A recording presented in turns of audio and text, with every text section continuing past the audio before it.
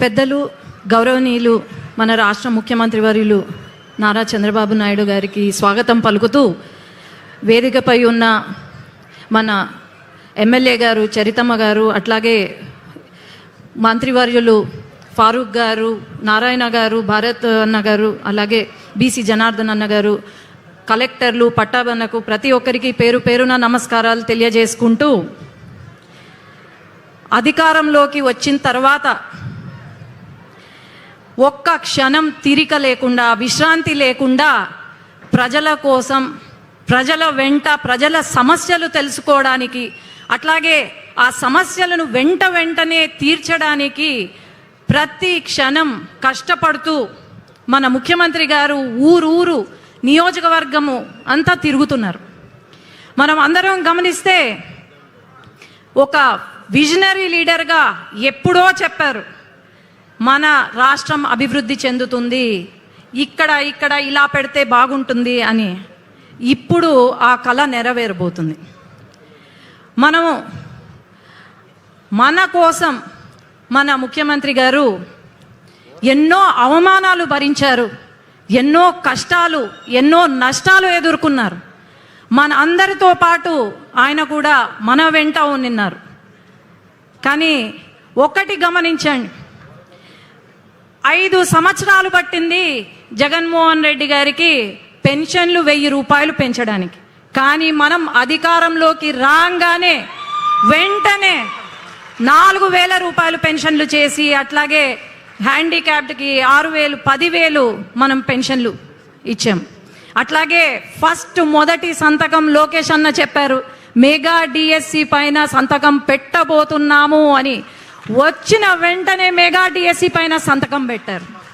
ఈరోజు రాయలసీమ గత 6 సంవత్సరాల్లో రాయలసీమను రాళ్లసీమగా మార్చారు.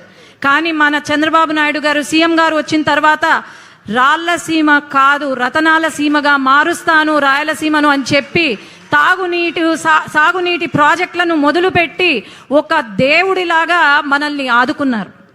అట్లాగే ఉద్యోగాలు, ఒక్క ఉద్యోగం ఇవ్వలేదు వైఎస్ జగన్మోహన్ రెడ్డి.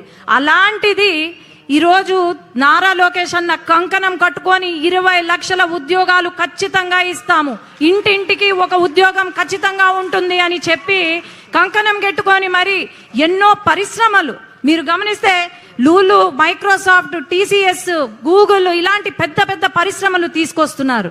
ఒక అన్నలాగా నారా లోకేష్ అన్న ఆదుకుంటున్నారు మనల్ని. అట్లాగే రాయలసీమలో ఒక పూట బాగా తిండి తింటే చాలా సంతోషపడతాం. అలాంటిది అన్న క్యాంటీన్లు పెట్టి ఒక తల్లిలాగా ఆదుకున్నారు మన సీఎం గారు.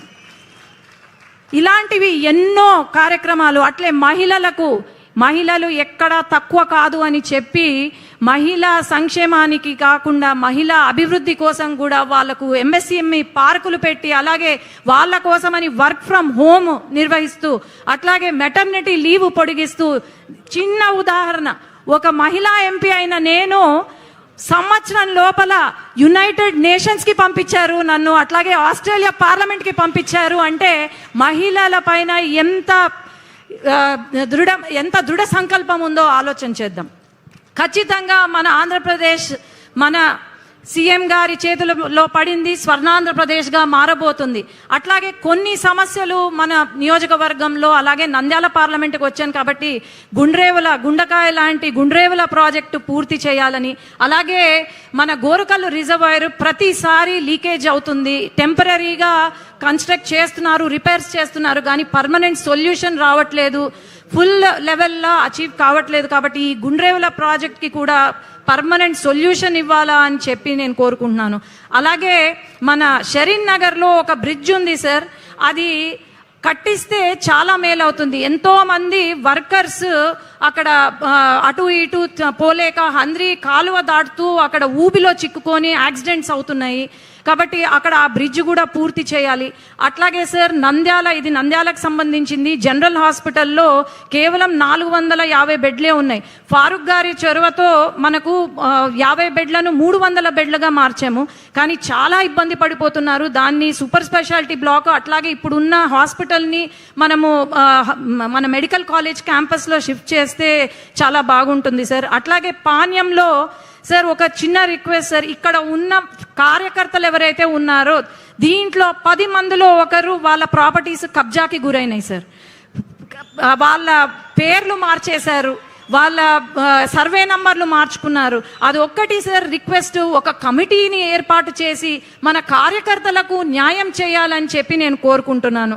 ధన్యవాదాలు. జై తెలుగుదేశం, జై చంద్రబాబు నాయుడు గారు, జై లోకేష్ అన్న. ఇప్పుడు ఇంటరాక్షన్ విత్ ఎంటర్ప్రెన్యూర్స్, ముందుగా సిటీ ఆఫ్ టెర్రేస్ గార్డెన్స్ నిర్వాహకురాలు ఎంఎస్ సుధా గారు.